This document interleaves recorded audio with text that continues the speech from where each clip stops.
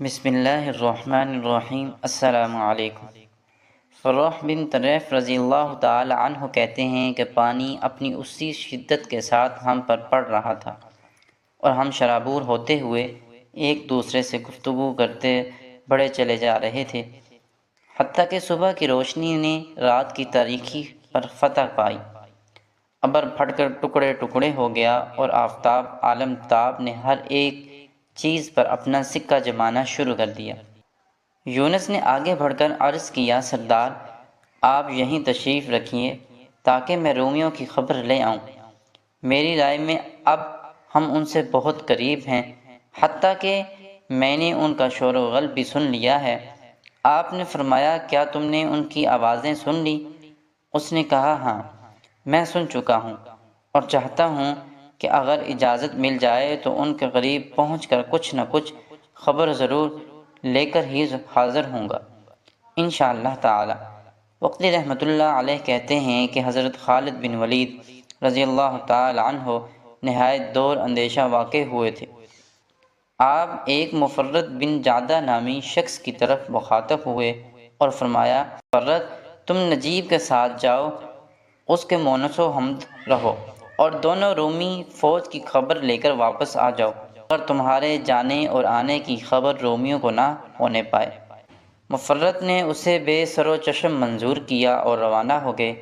جس وقت یہ جبل ابرش پر، جیسے رومی جبل بارک کہتے ہیں، پہنچے تو مفرد بن جعدہ کہتے ہیں کہ ہم دونوں پہاڑی کی چوٹی پر چڑھ گئے۔ دور سے ایک نہایت وسیع سرسبز و شاداب چراگاہ دیکھی جس کے وسط میں قوم ٹھہری ہوئی تھی۔ دھوپ تیز تھی اور چونکہ ان کا مال و اسباب بارش میں بھیگ چکا تھا، اس لیے انہیں اس کے بگڑ جانے کا خوف لاحق ہوا ہوگا۔ اسے اس نے بار برادریوں سے نکال کر دھوپ میں ڈال رکھا تھا۔ اکثر وہ آدمی جو زیادہ چلنے اور سفر کی صعوبت سے چکنا چور ہو گئے تھے، پڑے سو رہے تھے۔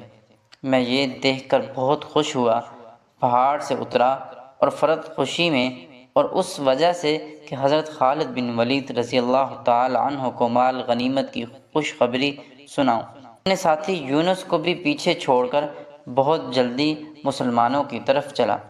حضرت خالد بن ولید رضی اللہ تعالی عنہ نے مجھے تنہا آتے دیکھ کر یونس کی طرف سے یہ سمجھ لیا کہ اس نے ضرور کچھ مکر کیا ہوگا اور جلدی سے دریافت کیا کہ ابن جعدہ کیا حال ہے۔ میں نے عرض کیا، بہت اچھا، مال غنیمت موجود ہے، قوم پہاڑ کے اس طرف ہے، چونکہ بارش میں اسباب بھیگ چکا تھا اس لیے سکھانے کے واسطے پھیلا رکھا ہے۔ آپ نے فرمایا، خداوند تعالیٰ تمہیں نیکی کو توفیق عطا فرمائے دے۔ میں نے آپ کے چہرے پر خوشی کے آثار دیکھے، اتنے میں نجیب بھی آ گئے۔ آپ نے انہیں دیکھتے ہی فرمایا، نجیب مبارک ہو۔ انہوں نے کہا، سردار آپ کو بشارت ہو، رومیوں نے انطاکیہ کی سڑک چھوڑ کر سمجھ لیا تھا کہ ہماری جان بچ گئی اور اب ہمارا تعاقب کوئی شخص نہیں کر سکتا۔ آپ اپنی جمعیت کو ہدایت فرمائیں کہ جو شخص میری زوجہ تک پہنچ جائے وہ اس کو میری حفاظت میں دے دے، مجھے اس کے سوا اور کسی مال غنیمت کی ضرورت نہیں ہے۔ آپ نے فرمایا، وہ تیری ہے اور تجھے ہی ملے گی انشاءاللہ تعالی۔ اس کے بعد آپ نے اپنے لشکر کو 4 حصوں میں تقسیم فرمایا، 1000 سوار کو علیحدہ کر کے اس کی کمان حضرت زرار بن اسود رضی اللہ تعالی عنہ کے ہاتھ میں دے دی۔ 1000 دستے پر حضرت رافع بن عمیرۃ الطائی کو کمان افسر فرمایا۔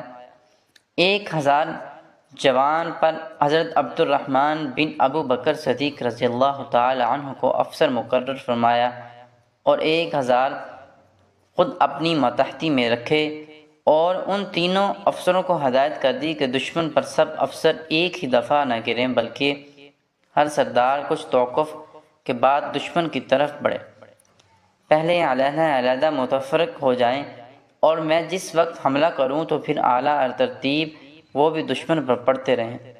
یہ کہہ کر روانہ ہونے کا حکم دیا اور فرمایا، خداوند تعالیٰ کے توکل اور اس کے نام پر بڑھے چلو۔ سب سے پہلے حضرت زرار رضی اللہ تعالی عنہ آگے بڑھے اور پہاڑ کے درے سے ہوتے ہوئے قوم کی طرف چلے۔ قوم نہایت اطمینان کے ساتھ تھی۔ ان کے پیچھے حضرت رافع بن عمارۃ الطائی رضی اللہ تعالی عنہ، ان کے بعد حضرت عبد الرحمن بن ابی بکر صدیق رضی اللہ تعالی عنہ، اور سب کے آخر میں حضرت خالد بن ولید رضی اللہ تعالی عنہ نے چلنا شروع کیا، حتیٰ کہ چراگاہ میں پہنچ گئے۔ عبید بن سعید رضی اللہ تعالی عنہ کہتے ہیں کہ میں حضرت خالد بن ولید رضی اللہ تعالی عنہ کے سواروں میں تھا۔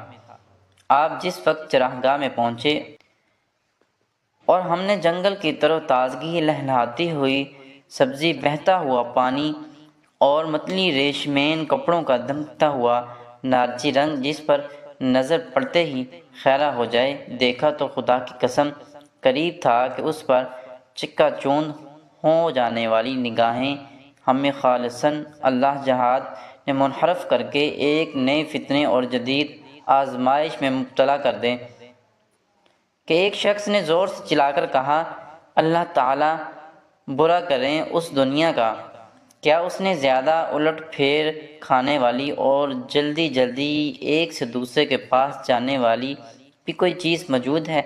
اس کے رغبت سے ڈرو، یہ نہایت مکارہ اور بڑی آفت کی پرکارہ ہے۔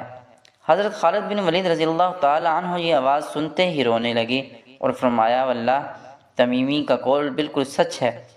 اس کے بعد آپ نے پکار کر فرمایا، خدا کے دشمنوں کی طرف بڑھو، حرب و ضرب شروع کر دو اور ان کے مال کی طرف بالکل رغبت نہ کرو، انشاءاللہ تعالی یہ تو تمہارے ہی ہیں، خدائے بزرگ و برتر کے نام میں قوت و طاقت ہے۔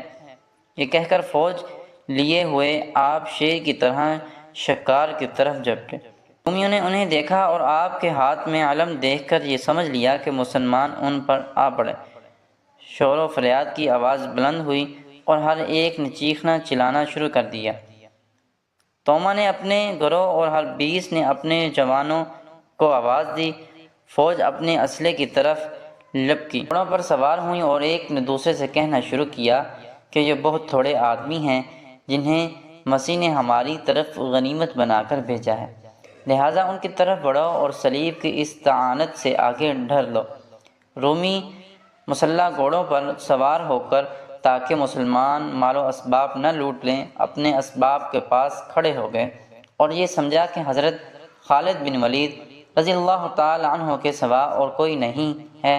یہ کھڑے ہی ہوئے تھے کہ انہیں 1000 جوان کے ساتھ حضرت زرار بن اسود رضی اللہ تعالی عنہ آتے ہوئے دکھائی دیے، اور کچھ توقف کے بعد حضرت رافع بن عمارۃ الطائی بھی آ پہنچے، اور ابھی بہت کم عرصہ ہوا تھا کہ جناب حضرت عبد الرحمن بن ابی بکر صدیق رضی اللہ تعالی عنہ بھی آ ملے۔ ہر ایک افسر نے اپنی طرف لیٹ کر یکدم اترنے والے تیر چنگن عقابوں کی طرح ان پر بڑھنا شروع کیا، اور تکبیروں کی آوازوں کے ساتھ ساتھ چاروں طرف سے انہیں گھیر کر جو وہ کچھ ان کے پاس تھا لینے کا ارادہ کر لیا۔ کہتے ہیں کہ مسلمانوں کے گھوڑے نشیب کی طرف بہتے ہوئے پانی کی طرح رومیوں کی طرف چلے، انہیں چاروں طرف سے گھیر لیا۔ ملعون حربیس نے اپنے آدمیوں کو پکار کر کہا، تم اپنے مال و اسباب کی حفاظت کے لیے جان بوقف ہو جاؤ اور سمجھ لو کہ یہ تم سے بچ کر نہیں جا سکتے اور نہ ان کا کوئی مکر تم پر چل سکتا ہے۔ رومی یہ سن کر منقسم ہوئے اور کچھ آدمی روبیز کی سرکردگی میں اور کچھ توما کی لڑائی کے لیے آمادہ ہوئے۔ حضرت خالد بن ولید رضی اللہ تعالی عنہ کے مقابلے کے لیے توما 5000 سوار لے کر آگے بڑھا۔ دونوں آنکھوں کے درمیان میں ایک سونے کی سلیب جو جواہرات سے مرصع تھی بلند کی۔